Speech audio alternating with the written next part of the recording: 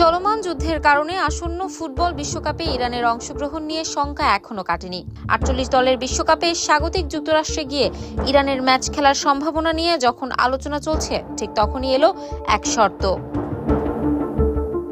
যুক্তরাষ্ট্রের পররাষ্ট্রমন্ত্রী Marco Rubio জানিয়েছেন, 2026 ফিফা বিশ্বকাপে ইরানের খেলোয়াড়দের অংশগ্রহণে ওয়াশিংটনের কোনো আপত্তি নেই। তবে খেলোয়াড়রা ইরানের Islamic revolutionary guard corps IRGC এর সঙ্গে সম্পর্কিত ব্যক্তিদের সঙ্গে আনতে পারবেন না।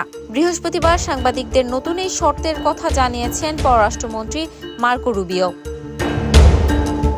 সাংবাদিকদের রুবিও বলেন, যুক্তরাষ্ট্রের পক্ষ থেকে তাদের ইরান আসতে না বলার কোনো নির্দেশ দেয়া হয়নি। ইরানের সঙ্গে সমস্যা তাদের খেলোয়াড়দের নিয়ে নয়, তাদের সঙ্গে আসতে চাওয়া কিছু অন্যান্য ব্যক্তিকে নিয়ে, যাদের মধ্যে কেউ কেউ IRGCর সঙ্গে জড়িত।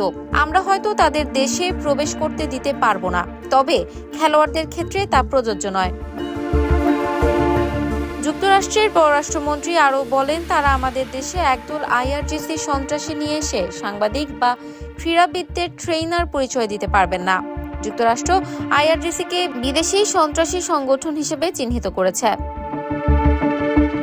বিশ্বকাপে ইরান তাদের 3টি গ্রুপ ম্যাচ যুক্তরাষ্ট্র থেকে সরিয়ে মেক্সিকোতে নেয়ার জন্য ফিফার কাছে অনুরোধ করেছিল, তবে তা প্রত্যাখ্যান করা হয়েছে।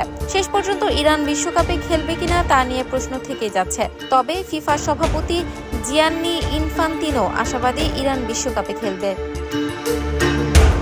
ইফফাত আরা আইরিন, ক্যাম্পাস টাইমস।